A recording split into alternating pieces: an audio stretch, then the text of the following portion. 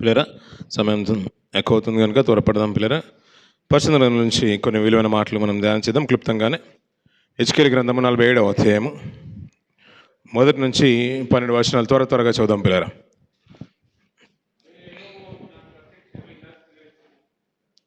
హెచ్కేల్ గ్రంథము 47వ అధ్యాయము. అతడు మందిరపు గుమ్మమునకు నన్ను తోడుకొని వచ్చెను. మందిరము తూర్పు ముఖమున ఉండెను. నేను చూడగా మందిరపు గడప క్రింద నుండి నీళ్లు ఉబుకి తూర్పుగా పారుచుండెను. ఆ నీళ్లు బలిపీఠమునకు దక్షిణముగా మందిరపు కుడి పక్కనను క్రింద నుండి పారుచుండెను. పిమ్మట ఆయన ఉత్తరపు గుమ్మ మార్గమున నన్ను నడిపించి చుట్టూ త్రిప్పి తూర్పునకు పో దారిని బయటి గుమ్మమునకు తోడుకొని వచ్చెను. నేను చూడగా అచ్చటి గుమ్మపు కుడి పక్కను నీళ్లు ఉబికి పారుచుండెను. ఆ మనుషుడు కొలనూలు చేత పట్టుకొని తూర్పు మార్గమునకు బయలువెళ్ళి 1000 మూరలు కొలిచి ఆ నీళ్ల గుండా నన్ను నడిపింపగా నీళ్లు చీలమండ లోతుండెను. ఆయన మరి 1000 మూరలు కొలిచి నీళ్ల గుండా నన్ను నడిపింపగా నీళ్లు మోకాళ్ళ లోతుండెను. ఆయన ఇంకా 1000 మూరలు కొలిచి నీళ్ల గుండా నన్ను నడిపింపగా నీళ్లు మొలలోతుండెను. ఆయన ఇంకను 1000 మూరలు కొలవగా నీళ్లు మిక్కిలి లోతై నేను దాటలేనంత నది కనబడెను. దాట వీరు లేకుండా ఈదవలసినంత నీరు గల నది ఆయను. అప్పుడు ఆయన నాతో ఇట్లా, నేను నరపుత్రుడా, నీవు చూచితివి కదా అని చెప్పి నన్ను మరలా నది ఇద్దరికి తోడుకొని వచ్చెను.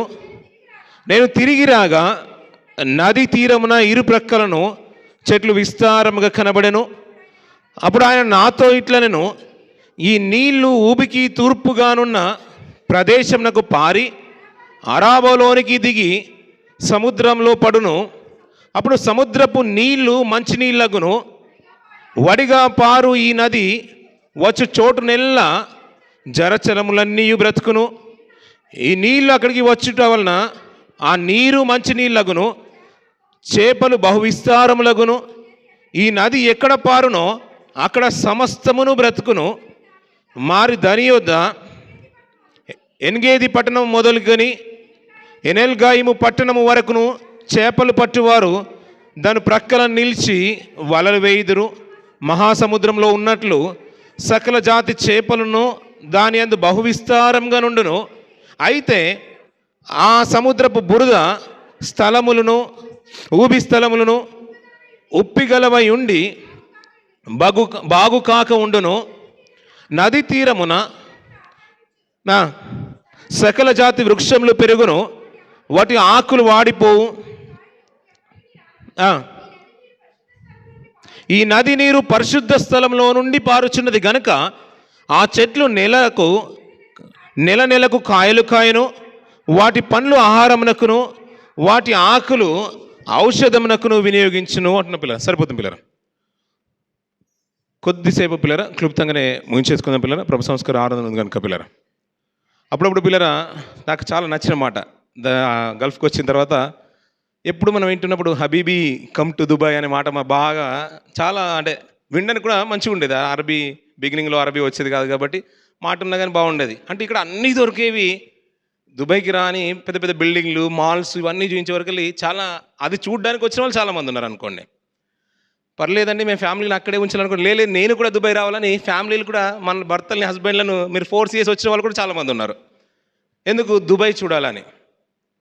ఈ మధ్య కాలంలో పిల్లరా గతించిన దినాలు అందరూ వరద బాధితులు కాబట్టి నీళ్లు చూసేలోపు చీలమండలం అంటే కాళ్ళు చీలమండలంలోపు వచ్చేసాయంట. మళ్ళీ కొద్దిసేపు ఆగే వరకు వెళ్ళి మొలలోతుకు వచ్చేసాయంట, మోకాల లోతుకు వచ్చేసాయంట. మళ్ళీ కొద్దిసేపు వచ్చేవరకు వెళ్ళి ఏమైపోయిందంట, మొలలోతుకు వచ్చేసాయంట నీళ్లు. ఇంకా కొద్ది 1000 మూరలు ముందుకు వెళ్ళే వరకు వెళ్ళి ఏమైపోయిందంట, ఇక ఈ నదిలో అంటే నేను ఈదలేనంత నది అయిపోయిందంట నీళ్లు. ఇంకా ఈదాలంటే ఇప్పుడు ఏం చేయాలి? ఇప్పుడు ఈదడమే ఒక దిక్కు, ఇక నడవలేని స్థితిగతులు. బిగినింగ్లో వర్షం పడ్డప్పుడు వాటర్ ఎలా వచ్చేసంటే కాళ్ళ దాకా వచ్చేసాయి. మన దగ్గర ఎందుకు వస్తుందిలే అని అనుకున్నారు. కాళ్ళు మోకాళ్ళలో చీలమండలు అయిపోయిన తర్వాత మోకాళ్ళ వరకు వచ్చేసాయి, మోకాళ్ళ నుంచి మొల వరకు వచ్చేసాయి, మొల నుంచి పైకి వచ్చేసాయి. ఇప్పుడు ఈదాల్సిన పరిస్థితికి వచ్చేసాం పిల్లలు. ఇదే మాటను పిల్లరా ఆశ్చర్యం అనిపించింది. ఈ మాట చూసుకోండి, ఈ 12 వచనాలు మనసులో ఉంచుకుందాం పిల్లరా. ఈ మాటలన్నీ కూడా పిల్లల నీళ్లు ఉబికి పారుచుండెను అంటున్నాడు. ఆ మాటలన్నీ కూడా మాట్లాడుతున్న హెజ్కేలు గారు ఆయనకు దర్శన రీతిగా ఆయన్ని తీసుకుని ఆత్మవశుడు అతను వెళ్ళిపోతున్న తరుణంలో, అంటే దేవుడు అతను తీసుకుని వెళ్ళిపోతున్నాడు. యెరూషలేము చుట్టూ ఉన్న పరిసర ప్రాంతాలను చూపిస్తున్నాడు. వీరు చెరలో ఉన్నారు, వీరి చుట్టూ ఉన్న పరిసర ప్రాంతాలను తీసుకెళ్ళి వెళ్తున్నారు. దేవుని మందిరాన్ని కట్టుకున్న ఇశ్రాయేలు గురించి, ఆ మందిరపు ఆవరణంలో వారు ప్రవర్తించిన తీరును దర్శన రూపంగానే హెజ్కేలు గారికి చూపిస్తున్నాడు. అయ్యా చూడు, యెరూషలేము చుట్టుప్రక్కల ప్రాంతంలో ఆ గుమ్మపు చుట్టూ ఉన్న పరిసర ప్రాంతాలు చూడు అన్నప్పుడు నీకేం కనబడుతుందంటే, అది తీసుకుని వెళ్తుంటే 1000 మూరలు ముందుకు వెళ్తుంటే నీళ్లు కనిపిస్తున్నది, అది ఉబికి పారుతున్నది, అది పెరిగిపోతూనే ఉన్నది. ప్రవాహం చివరికి వచ్చేసరికి అది నదిలా ప్రవహించిపోతుంది. నేను ఈదలేనంత పరిస్థితికి వచ్చేసింది. అది ఇలా శాఖలు అయిపోతుంది. తూర్పు నుంచి కొన్ని శాఖలు అయిపోయిందంట. అది ఎక్కడి నుంచి పారుతుందంటే పరిశుద్ధ స్థలంలో నుంచి పారుతుందంట. ఇలా పారుతూ అది నది సముద్రంలో పడిపోయిందంట. ఆ సముద్రంలో పడిపోయిన తర్వాత సముద్రంలో ఉన్న ఉప్పు నీరు సైతము మంచినీళ్ళు అయిపోయిందంట. ఆ మంచినీళ్ళు సైతము, అక్కడున్న మంచినీళ్ళు దాని ఇరువైపులా చెట్లు విపరీతంగా పెరిగిపోయి, చేపలు కూడా సమృద్ధిగా అయిపోయి, వలలు వేసేవారు ఎక్కువైపోయారు. అది ఎలా ఉందంటే ఆకువడక ఫలించు చెట్టు వలె ఉండిపోయింది. అది సస్యశ్యామలంగా నివసించిపోతుంది. ఆ ప్రాంతం అంతా కూడా అంత సమృద్ధిగా ఉండిపోయిందని చెప్తున్నాడు పిల్లరా. ఆశ్చర్యం అనిపించే మాట ఏంటంటే పిల్లరా, ఎప్పుడు చూసినా కానీ అంటే దేవుని యొక్క క్రియలు కూడా అద్భుతంగా అనిపిస్తుంది. అది ప్రతి ఒక్క మాట అద్భుతంగా అనిపిస్తుంది. సముద్రాలేమో దానికి ఆనకట్టలు అంటే ఏమీ లేవు పిల్లలు. సముద్రానికి బాగా తెలిసిన మాటలు కదా, మనం బీచ్కి వెళ్ళినా కానీ చూస్తూ ఉంటాం. అదేమో చాలా గొప్పగా ఉంటుంది. పారే విధానం దానికి లేదు, ప్రవహించే విధానం దానికి తెలియదు. అలల తాకిడి మనం ఎప్పుడు చూస్తూ ఉంటాం, కానీ అది ప్రవహించదు. మంచినీరేమో ఎప్పుడు ప్రవహిస్తూనే ఉంటుంది. అంతెందుకు పిల్లరా, ఎప్పుడో నాసిక్లో పుట్టిన గోదావరి నది ఈ తెలంగాణ కొన్ని స్టేట్స్ జిల్లాల్ని టచ్ చేసుకుంటూ చివరికి మన ఆంధ్రప్రదేశ్ నుంచి బయట వెళ్తూ ఎక్కడ అంతర్వేది ఆ పరిసర ప్రాంతంలో సముద్రంలో కలిసిపోతుంది. అదే సముద్రం నీరు ప్రవహించేసింది అనుకోండి పిల్లరా, ఏది కూడా బ్రతకలేదు. అది దానివల్ల ఆ నీరు నిరుపయోగంగానే వెలిచిపోతుంది. మంచినీరేమో దేశం గుండా ప్రవహిస్తుంది, సముద్రపు నీరేమో ఒకానొక స్థితిగతుల్లో తటస్థంగానే నిలిచిపోయింది. అంటే దేవుడు ఏది చేసినా ఒక పర్పస్ మీద, ఆయన ఒక అడ్మినిస్ట్రేషన్ అద్భుతం అనిపిస్తుంది. ఉప్పు నీరు ప్రవహించాల్సిన స్థానంలో మంచినీరు ప్రవహించేసే సమర్థుడు ఆయన. ఈ మంచినీరు ప్రవహిస్తూ అంట సముద్రంలో కలిసిపోయిన తర్వాత ఆ సముద్రపు నీరు కూడా మంచినీరు అయిపోయిందంట. అందులో విస్తారమైన చేపలు, దాని చుట్టుపక్కల చెట్లు ఇవన్నీ కూడా ఫల వృక్షాలన్నీ కూడా ఎక్కువగా అభివృద్ధి చెందుతాయి అంటున్నాడు. అంతెందుకు పిల్లరా, కొన్ని సంవత్సరాల క్రితం దివంగత నేత వైఎస్ రాజశేఖర రెడ్డి గారు, ఆయన రెడ్డి గారు ప్రభుత్వ పరిపాలన ఉన్నప్పుడు ఆయన ఒక జలయజ్ఞాన్ని ప్రవేశపెట్టాడు పిల్లరా. ఇంకుడు గుంతలు కానీ ఎక్కడ ప్రాజెక్టులు కనిపించినా అక్కడ నీళ్ళు నిల్వయ్యే అవకాశం ఉంటే అక్కడ ప్రాజెక్టులు కట్టేశారు పిల్లరా, డ్యాములు కట్టేశారు. చాలా మట్టుకు ఆయన స్టార్ట్ చేసిన ఆయంలో ఉంది కదా పిల్లరా, ఇప్పటి వరకు జరుగుతుంది. ఆ ప్రాజెక్ట్ ఇంకా కంప్లీట్ అవ్వలేదు. ఏం ప్రాజెక్ట్ అది? పోలవరం ప్రాజెక్ట్ పిల్లరా. అది కడితే కొన్ని వేల సెక్టర్లలో పంట పొలాలన్నీ కూడా సస్యశ్యామలంగా ఉంటాయనే ఉద్దేశంతో, మంచి ఉద్దేశంతో తీసుకొచ్చారు పిల్లరా. ఎందుకు? నీటిని నిల్వ చేసుకుంటే దాని తర్వాత కొన్ని తరాల వరకు కూడా ఉపయోగం ఉంటుందని. వర్షం అనేది పిల్లరా నిజంగా చెప్పాలంటే దేవుని యొక్క ప్రేమ పిల్లరా. ఆ ప్రాసెసే గొప్పది. వర్షం అనేది సముద్రంలో ఉన్న నీరు, ఉప్పు నీరు వేడెక్కి అది ఆ మేఘాల్లోకి వెళ్ళిపోవడము, అక్కడి నుంచి ఆయన కురిపించడము, అది ఒక్కొక్క డ్రాప్ లాగా రావడం అనేది అది అద్భుతం కాదా పిల్లరా. మనం ఇంట్లో ఉన్న ట్యాంక్ వాటర్ అయినా సరైన రీతిలో ట్యాప్ తిప్పితేనే వస్తుంది, కొన్నిసార్లు మోటార్ పని చేయదు, ఎన్నో ఇబ్బందులు ఉంటాయి. ఆయన అడ్మినిస్ట్రేషన్ అలా ఆలోచిస్తుంటే అద్భుతంగా అనిపిస్తుంది. ఇక్కడ ఉన్న ప్రభుత్వాలు కనుక దేవుడి మీద ఆధారపడి ఉంటే పిల్లరా, ఈ టెక్నాలజీ అంతా కూడా, క్లౌడ్ సీడింగ్ అంతా, ఈ టెక్నాలజీ అంతా కూడా దాని బదులు ప్రతి స్టేట్లో, ప్రతి డిస్టిక్లో, ఈ 7 ఎమిరేట్స్లలో ప్రతి డిస్టిక్లో చెట్లు కనుక పెంచుంటే ఇంకా అద్భుతం ఉండేది. ఎందుకంటే ఆయనే కురిపించేవాడు వర్షం. ఇప్పుడు ఆయన మీద ఆధారపడకుండా ఇప్పుడు ఏమైపోయిందంటే ఆర్టిఫిషియల్గా తమ మేధాశక్తిని, తన జ్ఞానాన్ని మీద ఆధారపడిన స్థితిగతులకు వెళ్ళిపోయారు పిల్లలు. దీనివల్ల ఇప్పుడు తాత్కాలికంగా వాళ్ళు సుఖంగా ఉన్నా, సంతోషంగా ఉన్నా, పరిణామాలు మాత్రం చాలా దారుణంగా ఉంటాయి పిల్లరా. ఎప్పటికైనా కానీ గుర్తుంచుకోండి పిల్లరా, దేవుని మీద ఆధారపడకుండా మనం ప్రక్క తొలగి మన స్వనీతిని కనుక ఆధారం చేసుకుంటే సుఖంగానే ఉంటుంది తాత్కాలికంగా, కానీ శాశ్వత కాలం వరకు అది మనల్ని బాధిస్తూనే ఉంటుంది పిల్లరా. ఒకని ఎదుట అది సరి అయినదిగానే కనబడుతుందట మార్గము. అది ఎప్పటి వరకు అంటే గుంటలో పడిపోయే వరకు, తుదకు వరకు అది ఏమాత్రం కూడా మనకు తెలియదు పిల్లరా. ఇలా బహుశా అది చెట్లన్నీ కూడా పెంచి ఉంటే ఒక సారవంతమైన నేల మట్టిని తీసుకొని వచ్చేసి ఇప్పుడు కొన్ని ప్రాంతాల్లో ఆలయన పరిసర ప్రాంతాల్లో కానీ ఫార్మింగ్ చేస్తున్నాను, అదే మట్టిని ప్రతి డిస్టిక్లో డిస్ట్రిబ్యూట్ చేసేసి చెట్లు విస్తారంగా పెంచి ఉంటే బహుశా దేవుడే కనికరం చూపెట్టేవాడేమో. బహుశా ఆయన మీద ఆధారపడతారండి, వీరికంటూ ఒక మంచి ప్రిన్సిపల్స్ ఉంటాయండి, వారి నియమాలు పాటించడంలో బాగా శ్రద్ధ అండి అని గొప్పగా మాట్లాడుకునే వారు పిల్లరా. చివరికి ఏమైపోయిందంటే పిల్లరా, వారికి నియమాలు కూడా దాన్ని దాటి ప్రేయర్ టైంను కూడా మార్చుకునే స్థితిగతుల్లోకి వెళ్ళిపోయారు వారు. ఒకప్పుడు ఫ్రైడే 12:30 అంటే ప్రేయర్ అయిపోయేది పిల్లలు. ఈ మధ్య ఏమైందంటే 12:30 కాస్త ఏమైపోయింది 1:30కి మారిన స్థితిగతులు కూడా మనం చూస్తున్నాం. అంటే ఇక్కడ కూడా ఏంటంటే దేవుడి మీద ఆధారపడకుండా తమ స్వనీతి కొరకు తన స్వలాభం కొరకు ఆ కార్యక్రమాలు కూడా మార్చుకునే స్థితిగతులకు వెళ్ళిపోయారని మనకు అర్థమైపోతుంది. అందుకని పిల్లరా, ఎవరిని చూసి మనం వెంటనే సర్టిఫై చేయొద్దు. తీర్పు ఇవ్వాలన్నా న్యాయంగా జడ్జిమెంట్ ఇవ్వాలన్నా ఆయనే ఇవ్వాల్సింది, అంతే. ఇక్కడ మంచి మాట ఏంటంటే పిల్లరా, ఈ జీవజలాల గురించి మాట్లాడుతున్నాడు. అది ఎక్కడి నుంచి పారుతుందో కిందికి చూడండి పిల్లరా, అది ఎక్కడి నుంచో పారుతుందో చూడండి పిల్లరా. తూర్పుగానున్న ప్రదేశం నాకు పారి అరాబాలోకి దిగి సముద్రములో పడును. 12వ వచనం చూడమ్మా, చివరి మాటలు. ఈ నది నీరు పరిశుద్ధ స్థలంలో నుండి పారుచున్నది గనుక ఆ చెట్లు నెలకు కాయలు కాయును అంటున్నాడు పిల్లరా. ఎక్కడి నుంచి పారుతుందంట? అది పరిశుద్ధ స్థలంలో నుంచి నీరు పారుతుందంట. ఇప్పుడు మనం ఈరోజు వచ్చిన వరదల గురించి మాట్లాడుకున్నట్టుగా ఆ నీరు గురించి మాట్లాడినట్టుగా అనిపించట్లేదు పిల్లరా. ఇంకా ఈ నీరు గురించి మాట్లాడుతూ ఈ ప్రవాహం గురించి మాట్లాడుతూ పాత నిబంధనలు ప్రతి పుస్తకంలో కనబడుతుంటాయి ఈ నీరు గురించి మాటలు. ఒక మాట చూసుకుందాం, జకర్య గ్రంథము 14వ అధ్యాయం 8వ వచనం. తర్వాత తీద్దాం పిల్లరా, 14వ అధ్యాయం 8వ వచనం. జకర్య గ్రంథము 14వ అధ్యాయం 8వ వచనం పిల్లరా. ఆ దినమున జీవజలములు యెరూషలేములో నుండి పారి సగము తూర్పు సముద్రమునకును సగము పడమటి సముద్రమునకును దిగును. వేసవి కాలమందును చలికాలమందును అలాగునే జరుగునట. ఏ కాలంలో అంట? వేసవి కాలంలోను చలికాలంలో అంట పిల్లల. ఈ పారే నీరు ఎప్పుడు ప్రవహిస్తుందంట? వేసవి కాలంలోను చలికాలంలో. వర్షాలు సర్వసాధారణంగా ఎప్పుడు పడుతూ ఉంటాయి మనకు? వేసవి కాలంలోను ఎప్పుడు పడుతుంటాయి? వేసవి కాలంలోను చలికాలంలో పడుతుంటాయి, అంతే కదా పిల్లరా? ఎప్పుడు పడతాయి వర్షాలు? వర్షాకాలంలోనే పడతాయి. కానీ ఈ నీరంట వేసవి కాలంలోను చలికాలంలోనూ ప్రవహిస్తూ ఉంటాయంట. అది ఎక్కడి నుంచి పరుస్తుంది అంటున్నాడు? ఆ దినమున జీవజలములు యెరూషలేములో నుండి పాగి సగము తూర్పు దిక్కున సగము పడమటి దిక్కున దిగును అంటున్నాడు పిల్లరా. ఎక్కడి నుంచి పారుతాడంట? యెరూషలేములో నుంచి అంటే. ఇంకా ఇక్కడ మాట మాట్లాడు దానికి యాడ్ చేస్తూ అంటున్నాడంటే ఆ నీళ్లు ఉబికి అనే మాట హెచ్కేలో చూసిన మాట. జకర్య గారు ఏమంటున్నాడంటే దాన్ని జీవనదులు అంటున్నాడు పిల్లరా. ఆయన మాట చూడండి పిల్లరా, జీవజలములు యెరూషలేములో నుండి పారి అంటున్నాడు.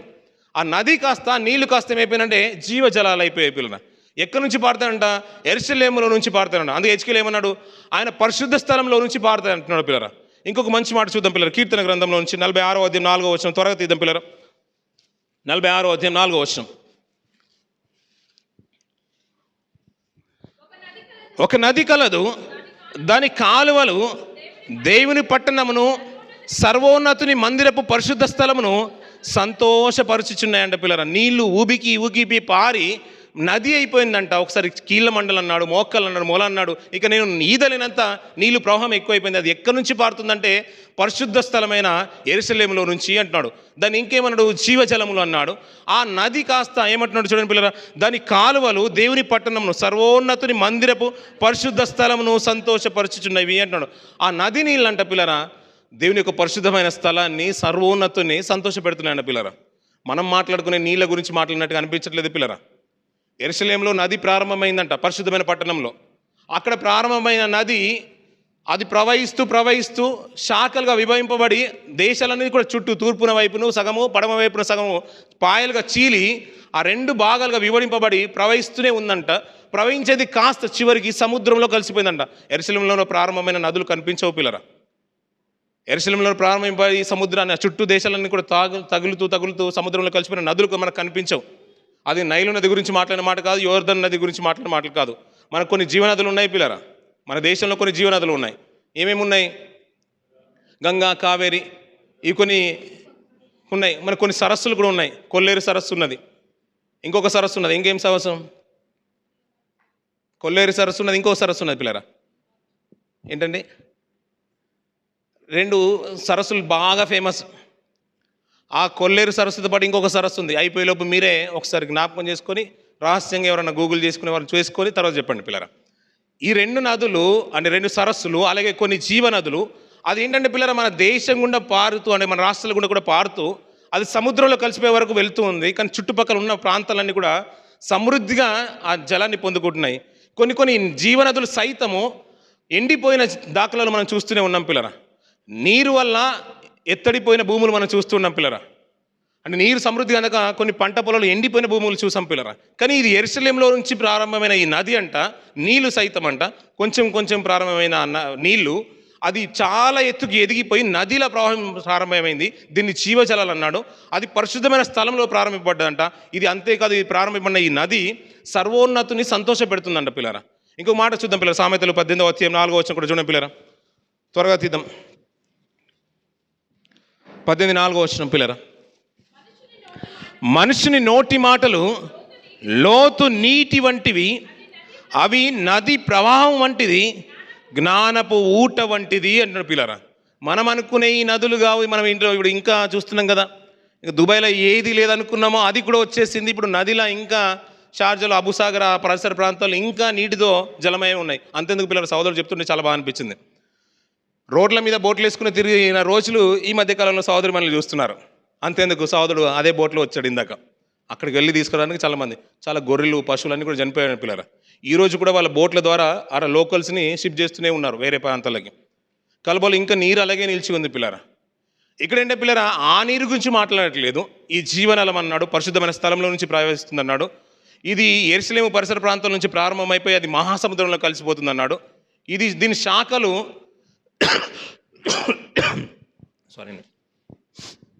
దీని శాఖలు కొన్ని తూర్పు వైపును, ఒక భాగమేమో పడమర వైపును బయలుదేరి వెళ్తుంది అంటున్నాడు. ఇది వెళ్తూ సముద్రంలో కలిసిపోయింది. చేపలు విస్తారం అయిపోయినాయి, వల వేసుకునే వారికి కూడా ఉపాధి కలిగింది అన్నాడు. ఇవన్నీ కూడా ఏంటంటే లోకంలో మనకు కనిపించే జలాల గురించి మాట్లాడుతూ ఉద్దేశం అంతా కూడా దాని గురించి కాదు. ఆ నది సర్వోన్నతుని సంతోషపెడుతుందంట. ఆ నది సర్వోన్నతుని సంతోషపెడుతుందంట. ఆ మాటలు ఏమంటున్నాడంటే, అయ్యా ఇది జలాలంటే జలాలు కాదు. ఏమంటున్నాడు ఆ మాట చూడండి పిల్లరా. మనుషుని నోటి మాటలు లోతు నీటి వంటిది అంటున్నాడు పిల్లరా. ఆ జలాలంటే నోటి మాటలు అంటున్నాడు. ఆ ప్రవాహం అనేది ప్రకటన అని చెప్తున్నాడు పిల్లరా. ఆ ప్రవాహం అంతా కూడా ప్రకటన అంటున్నాడు, తెలియజేసే విధానం అంటున్నాడు పిల్లరా. ఇంకా కొంచెం మాట చూద్దాం పిల్లరా. ఇర్మియా గ్రంథము 2వ అధ్యాయము 13వ వచనం చూద్దాం పిల్లరా. త్వరగా తీద్దాం పిల్లరా. ఇర్మియా గ్రంథము 2వ అధ్యాయము. నా జనులు 2 నేరములు చేసి ఉన్నారు, జీవజలముల ఊటనైన నన్ను విడిచి ఉన్నారు, తమ కొరకు తొట్లను అనగా బద్దలై నీళ్లు నిల్వని తొట్లను తొలపించుకొని ఉన్నారు అన్న పిల్లరా. సరిపోతుంది పిల్లరా. ఇక్కడ మాట్లాడుతున్న మాట ఏంటంటే, మాటలు జీవజలాలు అన్నాడు. అంతేకాదు ఆ ప్రకటనే ప్రవాహం అంటున్నాడు. ఇంకా మనకు అర్థమయ్యే రీతిలో ఇర్మియా గారు మాట్లాడుతున్న మాట ఏంటంటే, జీవజలంలో ఊటనైనా నన్ను విడిచి ఉన్నారు. ఆ జలంలో ఏవేవో కాదు, నేనే అంటున్నాడు పిల్లరా. అంతెందుకు పిల్లరా, 17వ అధ్యాయము 4వ వచనం కూడా చూద్దాం పిల్లరా. అదే ఇర్మియా గ్రంథము 13వ వచనం చూద్దాం. 17వ అధ్యాయం 13వ వచనం. 17వ అధ్యాయం 13వ వచనం. ఇశ్రాయేలుకు ఆశ్రయమా, యెహోవా నిన్ను విసర్జించిన వారందరూ సిగ్గునొందుదురు. నా ఎడల ద్రోహం చేయువారు యెహోవాను జీవజలముల ఊటను విసర్జించి ఉన్నారు అంటున్న పిల్లరా. దేన్ని విసర్జించి ఉన్నారంట? యెహోవాను జీవజలముల ఊటను విసర్జించి ఉన్నారంట పిల్లరా. మనకు జీవజలము నేనే అంటున్నాడు, మాటలే జలము అంటున్నాడు, అది ప్రవాహమే ప్రకటన అంటున్నాడు. అది ఎక్కడ ప్రారంభమైందంట? పరిశుద్ధ స్థలమైన యెరూషలేములో ప్రారంభమైందంట పిల్లరా. అది మెల్లిగా ప్రారంభమైన నీళ్లు అది కీళ్ళ మండలం దాకా వచ్చేసాయంట పిల్లరా. మళ్ళీ ఇంకా కొద్ది దూరం వెళ్ళగానే మోకాళ్ళ వరకు వచ్చేసాయండి. ఇంకా పైకి వస్తున్నాయి. ఇంకా చివరికి నడవలేని స్థితిగతికి వచ్చేసింది. ఇప్పుడు ఈదాల్సిన పరిస్థితి వచ్చేసింది. అది ప్రవాహమై పారుతూ ఒక ప్రవాహంగా బయలుదేరిన శాఖ 2 శాఖలు అయిపోయింది. ఒకటి తూర్పుగాను వెళ్ళిపోతుంది, ఒకటి పడమగా వెళ్ళిపోతుంది. అలా వెళ్ళిపోతూ దాని చుట్టుపక్కల పరిసర ప్రాంతాలు అన్నీ కూడా సస్యశ్యామలం చేసేసింది. దానిలో చేపలు ఉన్నాయి, ఆశ్రయం దొరికింది, అన్నీ ఉన్నాయి. చివరికి ఏంటంటే అందులో ఎవరైతే పడుతున్నారో ఆ చెడ్డ వాటర్ కూడా, అంటే ఉప్పు నీరు సైతము మంచినీళ్ళు అయిపోతుంది. అది సముద్రంలో పడిపోయింది. సముద్రంలో పడి ఆ నీరు కాస్త, ఆ నది నీరు కాస్త సముద్రంలో పడగానే సముద్రంలో ఉన్న నీరంతా కూడా మంచినీరుగా మారిపోయిందంట పిల్లరా. అయ్యా ఈ నీరేదో కాదు అంటున్నాడు, నోటి మాటలు అంటున్నాడు. ఆ ప్రవాహం ఏదో కాదు, నేను ఇచ్చే ప్రకటన అంటున్నాడు పిల్లరా. మనుషుని యొక్క మాటలు లోతు నీటి వంటిది అంటున్నాడు. అంతేకాదు ఈ జీవజలం అంటే ఏదో కాదు, నేనే అంటున్నాడు. యెహోవానైనా నేనే అంటున్నాడు పిల్లరా. మనుషులు ఆయనను విసర్జించి తొట్లను తొలగించుకున్నారట అని పిల్లరా. ఇందాకన్నాం కదా పిల్లరా, ఆయన మీద ఆధారపడకుండా మిగతాది ఏది చేసినా అది కుండ బద్దలైపోయినట్లు, తొట్లు బద్దలైపోయినట్టుగా బద్దలైపోతూనే ఉంటాయి పిల్లరా. మనకు ఒక నియమం ఉంది పిల్లరా. భారతదేశానికి ఒక సాంప్రదాయం ఉంది, ఒక నియమం ఉంది. ఒక యాక్ట్ ప్రకారం ఏంటంటే, మనకు రాజ్యాంగం ఇచ్చిన లా ప్రకారం ఏంటంటే 99 మంది అంటే పాపం చేసిన వారు, తప్పు చేసిన వారు తప్పించుకున్న పర్లేదంట, కానీ ఒక నీతిమంతుడికి మంచివాడికి శిక్ష విధింపబడదంట పిల్లరా. దీనివల్ల ప్రజలు కూడా పిల్లరా, ప్రభుత్వం కూడా ప్రజలకు ఎన్నో అంటే ఆఫర్స్ పెడుతూ ఉంటారు, పథకాలు తీసుకొస్తూ ఉంటారు. ఇప్పుడు కొంతమంది దాన్ని దుర్వినియోగపరుచుకున్న వారు కూడా ఉన్నారు పిల్లల. ఎకరానికి కొన్ని డబ్బులు ఇచ్చిన వారు కూడా ప్రభుత్వం, కేంద్ర ప్రభుత్వం ఉంది, అలాగే స్టేట్ ప్రభుత్వం ఉంది, సెంట్రల్ ఉంది, స్టేట్ ఉంది. దానివల్ల కొంతమంది దుర్వినియోగపరుచుకున్న వారు ఉన్నారు, బాగా బలిసిన వారు పొందుకున్న వారు ఉన్నారు, లేని వారు కూడా పొందుకున్న వారు ఉన్నారు. దాని యొక్క ఉద్దేశం ఏంటంటే పిల్లరా, ఎంత దుర్వినియోగపరచబడినా చివరికి ఒక్కరికైనా కానీ కడు బీదకు లబ్ధి పొందితే చాలు అనేదే సెంట్రల్లో ఉన్న ఉద్దేశం పిల్లరా, ఎవరైతే ప్రవేశపెడుతున్నారో. భారతదేశ నియమావళి ప్రకారం కూడా ఏంటంటే, రాజ్యాంగ ప్రకారం ఏంటంటే, ఎంతమంది తప్పు చేసిన వారు తప్పించుకున్న పర్లేదు, కానీ నిర్దోషికి మాత్రం శిక్ష విధింపబడద్దు. ఆయనను కాదనుకొని తొట్లను తొలపించుకొని ఏదో ఉద్దేశంతో నువ్వు ఏదో ప్రయోగం చేసినా కానీ దానివల్ల ఎంతమంది దేశం లబ్ధి పొందుతుందో పక్కన పెడితే, కానీ ఎవరు నష్టపోయినా కానీ దానివల్ల అపకీర్తి అంత ఇంత కాదు పిల్లరా. వాళ్ళు మన పట్ల ఎన్ని మంచి కార్యాలు చేసినా కానీ దానివల్ల ఒక్కరు చంపబడ్డా కానీ అది మంచి ప్రయోజనమైన కానీ పాత్ర కానే కాదు, అది మంచి ప్రక్రియ కానే కాదు పిల్లరా. నిజమంటారా కాదంట పిల్ల. ఆయన అదే అంటున్నాడు, నన్ను విడిచి తొట్లు తొలపించుకున్నారంట, అది ఏ రోజుకైనా బద్దలైపోతుంది. నేనే జీవజల ఊటని అంటున్నాడు, నన్ను ఆశ్రయిస్తే చాలు అంటున్నాడు దేవుడు. ఇంకొక మంచి మాట యోహాను సువార్తలో మనకు బాగా తెలిసిన మాట, ఆ మాట కూడా చూసుకుని ముందుకెళ్దాం పిల్ల. 7వ అధ్యాయం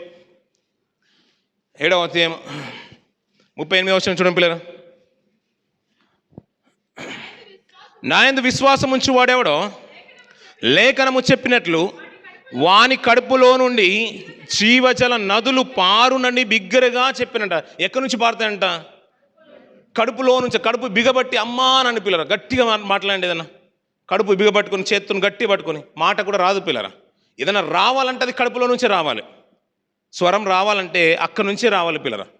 ఆయన ఏదంటే, నన్ను అంగీకరించి ఆయన కనుక ఆశ్రయిస్తే ఆ జీవజలాలంట ఎక్కడి నుంచి అంట? కడుపులో నుంచి పారుతాయంట. అది జీవజలాలు అంటున్నాడు, అది ఎప్పటికీ పారుతూనే ఉంటాయంట పిల్లరా. అంతెందుకు పిల్లరా, సమరయశ్రీ సందర్భంలో కూడా ప్రభు చెప్పిన మాట కూడా మనకు బాగా తెలుసు. 4వ అధ్యాయంలోకి వచ్చిన పిల్లరా, ఆ మాట కూడా చూడండి పిల్లరా. అక్కడ ఏమంటున్నాడు? 14వ వచనం,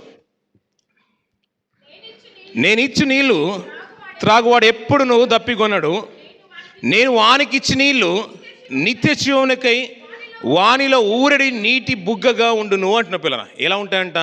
ఎప్పుడు ఊరడి నీటి బుగ్గగా ఉంటాయంట పిల్లరా. పిల్లరా, ప్రాజెక్టులలో ఎప్పుడైతే జలయజ్ఞం చేయబడిందో పిల్లరా, దాని తర్వాత కొన్ని సంవత్సరాల వరకు పంటలు బాగా పండాయి పిల్లరా. ఏ రాజైనా, ఏ నాయకుడైనా, ఏ మంత్రి అయినా, ఏ ప్రెసిడెంట్ అయినా కానీ పిల్లరా, వ్యవసాయం మీద కానీ జలాల మీద కానీ శ్రద్ధ వహిస్తాడో ఆ దేశం కానీ రాష్ట్రం కానీ చాలా అభివృద్ధి చెందుతుంది పిల్లరా. దేవుని మన్ననలు కూడా పొందుకుంటాయి. నీరు వచ్చినప్పుడు అది ప్రవాహంలో వెళ్ళిపోతుంది. దాన్ని ఆపడానికి ప్రాజెక్టులు లేనప్పుడు, ఆనకట్టలే లేనప్పుడు అది ఎంత వచ్చిన ప్రయోజనం ఏం లేదు కదా పిల్లరా. వాక్యం ఎంతగానో ప్రబలింపబడుతుంది పిల్లరా. కేంద్ర స్థానం యెరూషలేమే, రక్షణ అక్కడే స్టార్ట్ అయిపోయింది, వాక్యం అక్కడే ప్రారంభింపబడింది. ఆయన అదే కేంద్రంగా ఎన్నుకొని అక్కడే వచ్చేసాడు పిల్లరా. ఈ మళ్ళీ రాజు అక్కడికి వెళ్ళి వచ్చి ఏలుతాడనే మాటలు మనం పక్కన పెట్టేద్దాం. ఆయన వచ్చింది యెరూషలేము నడిబొడ్డులో నుంచే. ప్రకటన ప్రారంభమైంది, రక్షణ ప్రారంభమైంది ఇజ్రాయెల్లో నుంచే పిల్లరా.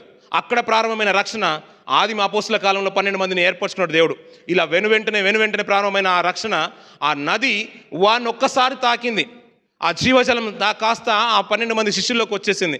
అక్కడ ఆదిమ సంఘము ప్రకటింపబడుతున్న తరుణంలో 3000 మంది, 5000 మంది అది ప్రవాహంలో ప్రవహిస్తుంది. యెరూషలేములో ప్రారంభమైనది. చుట్టుపక్కల పరిసర ప్రాంతాలు, తూర్పుగా ఉన్న దేశాలన్నీ కూడా తాకుతూ, ఇప్పుడు అన్య రాజ్యాలైన, అన్య దేశాలైన భారతదేశం సైతం కూడా రక్షణలోకి వచ్చే రీతిగా అది అనేకులను తాకించేసింది పిల్లరా. ఆ మాటలు వస్తున్నప్పుడు పిల్లరా, మన జీవితాలు ఒకప్పుడు ఉప్పు కల జీవితాలే, పాపపు జీవితాలే. మీరు ఒప్పుకున్నా ఒప్పుకోపోయినా అది రక్షణ అంటే ఏదైనా ఉందంటే అది ప్రభులోనే ఉంది. ఆ మాటలు తాకి ఎవరైతే సాత్వికంతో అంగీకరించేశారో ఆ ఉప్పు నీరు సైతము మంచిగా మార్చబడింది పిల్లరా. అందులో ఇప్పుడు ఏమైపోయింది, అనేకులకు ఆశ్రయం కలిగింది. అదే ఆదిమ సంఘంలో ఉన్న పేతురు గారు కూడా అదే మాట్లాడతారు. ఆయన ప్రకటన వినగానే అనేకులు వచ్చేసారు. వారిని కూడా ప్రభు ఎన్నుకున్నప్పుడు అదే మాట్లాడేశాడు, ఇక నుంచి చాలు చేపలు పట్టుకునే చాలు, ఇక నుంచి మనుషులు పట్టే జాలరుగా మిమ్మల్ని చేస్తానన్నాడు పిల్లరా. ఆ రోజు ఉన్న చేపల గురించి మాట్లాడుతున్న మాటలు కాదు, ఆ రోజు అనేకులకు ఆశ్రయం దొరికిందని హెచ్కేలు మాట్లాడిన మాటలు, ఆ చుట్టుపక్కల ఇరు పక్షాలు ఉన్న చెట్ల గురించి మాట్లాడుతున్న మాటలు కాదు, అది సభ్య సమాజం గురించి మాట్లాడుతున్న, ప్రపంచం గురించి మాట్లాడుతున్న మాటలు అవి. అక్కడ రక్షణ ప్రారంభమైపోయింది, అది నడిబొడ్డున ప్రారంభమైపోయింది యెరూషలేము దేవాలయంలో. ఈ మాటలన్నీ కూడా ఎక్కడైతే ప్రకటన వెలువడుతుందో ఈ ప్రవాహంలా ప్రవహిస్తూనే ఉంది, ప్రపంచమంతటా కూడా తాకేసింది పిల్లరా. పౌలు గారి సందర్భం వచ్చేసేవరకు వెళ్ళి పిల్లరా, ఎఫెసీలో ప్రారంభమైన పరిచర్య, అక్కడ దేవతలు అనే విగ్రహాలు సైతం, అర్తమాదేవి విగ్రహాలు సైతము వారు దేవతగా పూజించుకునే తరుణంలో వారు భయపడిపోతున్నారు. మనుషులతో చేయబడినవి దేవతలు ఎలా అవుతాయి, అది విగ్రహాలు అవుతాయి. అయ్యా అమ్మ మీరు ఎందుకు ఇలాంటి పూజిస్తున్నారంటే, అయ్యా మా దేవుడు ఎక్కడ ఆరాధింపకుండా భయపడిపోతాడో తగ్గిపోతాడో అనే ఉద్దేశంతో ఇంచుమించు 2 గంటల పాటు కేకలు ఎత్తి మరీ మాట్లాడుతున్నారు, అర్థమదేవే గొప్పది అని. ఆ కేకలే గెలిచేసే పిల్లలు. కానీ అక్కడ మొదలైన పరిచర్య పౌలు గారిది ఎఫెసీ మొదలుకొని ఆసియా దేశం అంతటను విస్తారంగా ప్రకటన వెలువడిపోయింది పిల్లరా. అది ఎక్కడ విభజించిందంట, ఆ నది కాస్త వెళ్తూ వెళ్తూ సముద్రంలో పడిపోయిందంట పిల్లరా. ఉప్పు నీరు సైతము మంచి నీరుగా మార్చబడిందంట పిల్లరా. ఆ మార్చబడిన పిల్లరా పౌలు గారు ఎఫెసీ గురించి మాట్లాడుతున్న మాటలు అపోస్తల కార్యం 19వ అధ్యాయం, త్వరగా తీద్దాం పిల్లరా, 19వ అధ్యాయం 26వ వచనం చూడండి పిల్లరా.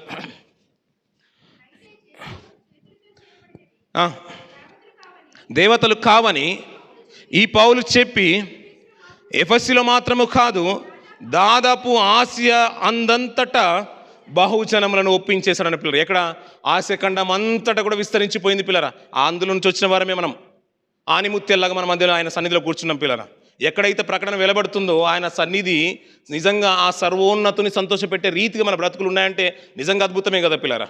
ఇప్పుడు మనం ఏ విధంగా అంటే మనం తొట్లను తొలిపించుకున్న వాటి మీద ఆధారపడలేదు. మనం ఎవరి మీద ఆధారపడ్డాం? దేవుని మీద ఆధారపడ్డాం. అక్కడ యెరూషలేములో ప్రారంభమైన ఈ పరిశుద్ధమైన స్థలంలో ప్రారంభమైన రక్షణ ఆనందము అక్కడి నుంచి ప్రవాహంలో ప్రవహిస్తూనే ఉంది. మెల్లిమెల్లిగా పిల్లరా అది ఎలా విస్తరించిపోయిందో మనకు బాగా తెలుసు పిల్లరా. వాక్యము బలపడిపోతుంది, ఆదిమ సంఘం అంతా కూడా కట్టబడుతుంది. అందులో చేర్చబడిన వారు నిజంగా సమిష్టితో పరిచర్య చేస్తున్నారు. వారికి ఉన్న అక్కర కూడా వచ్చిన ప్రతిదీ కూడా అమ్మేసి మరి అపోస్తుల పాదాల దగ్గర పెట్టేశారు. వారు సమిష్టిగా దాన్ని పంచుకున్నారు. పరిచర్య విషయంలో ఎవరికి తక్కువ కాలేదంట, ఎవరికి ఎక్కువ కాలేదంట పిల్లలు, అందరూ సమానంగా ఉన్నారంట. అది కాస్త మన దేశం వరకు కూడా వ్యాపించేసింది పిల్లలు, తూర్పుగా వచ్చేసింది. ఇక్కడ నుంచి ఏంటంటే పిల్లలు అది ప్రవాహం మన మీద కూడా వచ్చేసింది. అది అనేకులకు అందించాల్సిన బాధ్యత మన మీద కూడా ఉంది పిల్లరా. ఆ జీవజలము ఎవరైతే పుచ్చుకుంటారో, నువ్వు దప్పిగలిగినట్లయితే, నీకు ఆసక్తి కనుక ఉంటే, ఆ రక్షణానంది ఆయన యొక్క వాక్యాన్ని కనుక నువ్వు అంగీకరిస్తూ ఉంటే, ఆ మాటలు వినగానే నీ మనసు కనుక గాయపడినట్టుగా నొచ్చుకున్నట్లయితే, ఆ వాక్యాన్ని నువ్వు సాత్వికంతో నీకు అంగీకరించు. నీ కడుపులో నుంచి జీవజల బుగ్గ బయలుదేరుతుంది. అది ఎప్పుడు ఉబుకుచున్నట్టుగానే ఉంటుంది, ఇంకా ఆరిపోదు. బహుశా అంత ప్రవాహం వచ్చినా కానీ 3 రోజులు ఇంకిపోయింది వాటర్ అంతా. కొన్ని ప్రాంతాల్లో అయితే 1 రోజులో ఇంకిపోయింది. అంతెందుకు పిల్లరా, మన బేస్మెంట్లో కూడా వాటర్ వచ్చేసాయి, మన కార్లో కూడా వాటర్ వచ్చేది, మరుసటి రోజున అన్నీ ఇంకిపోయాయి కదా. కానీ ఒక్కవేళ ఆయన కనుక వాక్యం కనుక మన బ్రతుకులో ఉన్నట్లయితే అది నిత్యము నిన్ను ఉబుకుచుండు నీటి ఊట వల్ల నిన్ను ఉంచుతుంది పిల్లరా. ఇంకా నువ్వు ఆడిపోవు.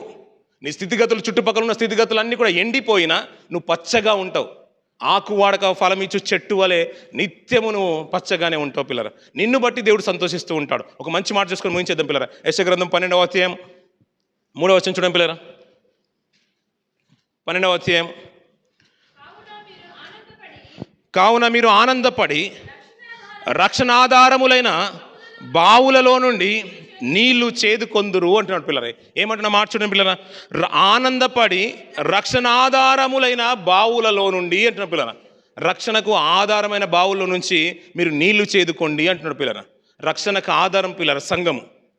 రక్షణకు ఆధారమైనది సంఘము. ఇంకా నీకు ఎంత కావాలంటే అంత తోడుకో.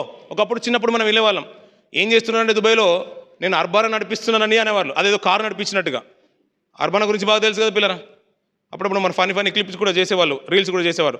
అర్బానా పట్టుకుని నేను పెద్ద బండి అర్బానా ఏదో నడిపిస్తున్నారంట అంటే మరి తర్వాత తీరా ఇక్కడికి వచ్చిన తర్వాత తెలిసింది అర్బానా అంటే అది పెద్ద కారు కాదని. అప్పుడు మనం వింటూ ఉంటాం కదా పిల్లరా. ఇలా మాట్లాడుతున్న మాటలు ఏంటంటే పిల్లరా, అది ఏమంటున్నాడు, రక్షణ ఆధారములైన బావులలో నుండి నీళ్లు చేదుకొందురు అంట పిల్లరా. రక్షణ ఆధారమైన బావుల నుంచి నీళ్లు చేదుకోరు. దుబాయ్కి వచ్చినప్పుడు అంటే మేము ఏం చేస్తామంటే ఆ పెట్రోల్ బావులు ఉంటాయండి, మనం ఎంత కావాలంటే అంత తోడుకొని అమ్ముకోవడం, అంతే, ఇంకేమీ లేదు. అక్కడ ఉత్త రంబలే ఉంటుందంటే రంబలంటే అది కొత్త ఐటమ్ ఏమో, మనకు మామూలుగా మనకు మన్నా కదా కురిపించినట్టుగా దేవుడు అలా ఆ రీతిగా అక్కడ రంబలు కురిపిస్తుంటే దాన్ని చూడడానికి వచ్చిన వారు కూడా చాలామంది ఉన్నారు పిల్లరా. అది చెప్పినా రంబలంటే ఇసుకరా అని చెప్పినా కానీ వినలేని వారు కూడా ఉన్నారు. ఏం లేదు, మీరేమో సంతోషంగా డబ్బులు సంపాదించుకుంటే ఆ రంబలు చూడకుండా మమ్మల్ని ఆపుతారని ఆ ఉద్దేశంతో వచ్చిన వారు కూడా చాలామంది ఉన్నారు పిల్లరా. ఇక నుంచి మనం ఏంటంటే ఆ రక్షణ ఆధారమైన బావుల్లో నుంచి మనం తోడుకోనేవాడమే పిల్లరా. నీకు సత్యవాక్యం ఎప్పుడు అందుతూనే ఉంటుంది పిల్లరా. ఎంత కావాలంటే అంత తోడుకో సన్నిధిలో. అది ఒక్కసారి నిన్ను తాకిందా, నువ్వు సత్యంతో నిజంగా బ్రతికినట్లయితే నిన్ను ఎప్పుడు వాడిపోనివ్వదు పిల్లరా. ఇంకా నువ్వు లోకంలో ఉన్న వాటి మీద ఆధారపడాల్సిన అవసరం లేదు. అందుకని ఏంటంటే పిల్లరా, అప్పుడప్పుడు మనం కొన్ని అడ్మిషన్స్ జరుగుతూ ఉంటాయి. ఎంట్రన్స్ ఎగ్జామ్ ఉంటుంది. ఎంట్రన్స్ ఎగ్జామ్లో క్వాలిఫై అయిన తర్వాత మంచి ర్యాంక్ వచ్చిన తర్వాత కొన్ని కోట్లలో లక్షలు వచ్చిన వారికి మనం పక్కన పెట్టేద్దాం పిల్లరా. కొంచెం వేలల్లో వందల్లో వచ్చిన వారి గురించి మాట్లాడుతున్నాను. అక్కడికి వెళ్ళిన తర్వాత సెలక్షన్స్ అయిపోయిన తర్వాత ఇంకా కొన్ని తరుణాల్లో సెలెక్ట్ అయినా సెలెక్ట్ కాకపోయినా ఎంట్రన్స్ ఎగ్జామ్ అయిపోయిన తర్వాత క్యాంపస్ సెలక్షన్స్ ఇవన్నీ ఉన్న తర్వాత కొంతమంది కొన్ని సందర్భాల్లో, అంటే ఈ మధ్య కాలంలో తెలియదు కానీ అప్పట్లో స్పాట్ అడ్మిషన్ అని ఉండేవి పిల్లరా. ఎంట్రన్స్ ఎగ్జామ్స్ రాయాల్సిన అవసరం లేదు పిల్లరా. అందులో నువ్వు ఏమీ లేకపోయినా పర్లేదు, నువ్వు క్వాలిఫై అయినా కాకపోయినా నీ సర్టిఫికేట్ తీసుకుపోయి జస్ట్ అక్కడ రిజిస్టర్ చేసుకుని ఎన్రోల్ అయిపోవాల్సిన అంతే. అలాంటి తరుణమే ఇప్పుడు ఆ నది ప్రవహిస్తున్న తరుణంలో పిల్లరా ఇక్కడికి వచ్చేసాము, రక్షణ ఆధారమైన బావిలోకి మనం వచ్చేసాము. సన్నిధికి వచ్చిన తర్వాత ఏంటంటే ఆ నీళ్లు ప్రవహిస్తున్న అంతే, దాన్ని తోడుకొని నువ్వు సాత్వికంతో నువ్వు స్వీకరించడం అంతే. ఒకవేళ దాన్ని ప్రేమతో నువ్వు అంగీకరించినట్లయితే ఇంకేం అవసరం లేదు, కొన్ని తరాలకు అందని రక్షణ నీకు అందిపోతుంది పిల్లరా. అది తోడుకొని బ్రతుకులకు అన్వయించుకోవడం అంతే. నువ్వు ఎప్పుడు పచ్చగా ఉండిపోతావు. అది జీవజలము అన్నాడు. ఆ జలం ఏదో కాదు, ఆ జీవం ఏదో కాదు, సాక్షాత్తు ప్రభు అయిన యేసుక్రీస్తుల వారి గురించి మాట్లాడుతున్నాడు పిల్లరా. అదే మాటను మాట్లాడుతూ మళ్ళీ కూడా అంటున్నాడు, నువ్వు నిత్యము జీవించాలంటే నా శరీరము తింటేనే నువ్వు బ్రతుకుతావు అన్నాడు పిల్లరా. ఆ జలం ఏదో కాదు ప్రభు అంటున్నాడు. ఆ ప్రభు గురించి మళ్ళీ మనకు మరొక రీతి మనకు అర్థమవడానికి చెప్పడానికి, నేను నా శరీరము తిని నా రక్తము త్రాగువాడే నిత్యజీవం గలవాడు, నేను అంత్యదినమున వాడిని లేపుదునని యోహాను సువార్త 6వ అధ్యాయంలో మనం చూస్తూ ఉంటాం పిల్లరా. ఆ అవకాశాన్ని అందిపుచ్చుకోవాలనుకుంటే పిల్లరా, ఆయన శరీరము ఆయనకు రక్తము సంసిద్ధంగానే ఉంది పిల్లరా. ఇది ఎప్పుడు నువ్వు ఉబుకుచుండే నీటి ఊటలు ఉండాలనుకుంటే ఆయన సన్నిధికి నిరంతరము నువ్వు రా. నీకు ఎంత కావాలంటే అంత నీ ప్రతిభ నువ్వు కనపరుచుకో. నీకున్న ప్రతిభను బట్టి ఆ పరమ తండ్రి సైతము సంతోషపడిపోవాలి పిల్లరా. అదే మాట మాట్లాడతారు కీర్తనకారుడు, అదే మాట్లాడుతారు. అది సర్వోన్నతుని సంతోషపెడుతుందంట పిల్లరా. ఆ జీవజలము ప్రభు మనకు పంచిపెట్టాడు పిల్లరా. అది నీ కడుపులోకి వచ్చిన తర్వాత అది నీటి బుగ్గగా ఉబుకుచూ ఉంటుంటే నీ నోటి నుంచి వచ్చే సుమధుర మాటలు కానీ, ఆ పాటలు కానీ, నీ ప్రార్థన కానీ, నీ స్తుతి ఆరాధన కానీ ఇంకొకరిని రక్షణలోకి తీసుకొచ్చే రీతిగా ఉండాలి. వారు వాడిపోయిన జీవితాలు ఫలభరితంగా వెలిగించే రీతిగా నీ మాటలు ఉండాలి పిల్లరా. ఆ ప్రవర్తన చూసి నీ పరమ తండ్రి సంతోషించాలి. అయ్యా నాకు ఇలాంటి కుమారుడు ఉంటే చాలు అనుకోవాలి పిల్లరా. అదే కావాలనుకుంటున్నాడు పిల్లల సంఘంలో. మరొకసారి అన్నాను, ఒకవేళ మన జీవితాలు ఇంకా లోకం వైపు ఉన్నట్లయితే ఆయన జీవజలము, ఆయన ఒక జీవమైన ఆహారము, నిజమైన ఆహారము, నిజమైన పానము సంసిద్ధంగానే ఉంది పిల్లరా. దాన్ని అందిపుచ్చుకోవడానికి సిద్ధపడతాం. మనల్ని మనం విమర్శించుకొని ఆ బలను సమీపించడానికి ప్రయత్నం చేద్దాం పిల్లరా. ఈ కొద్ది మాటలు దేవుడు దీవించి ఆశ్రయించును గాక. ఆమెన్.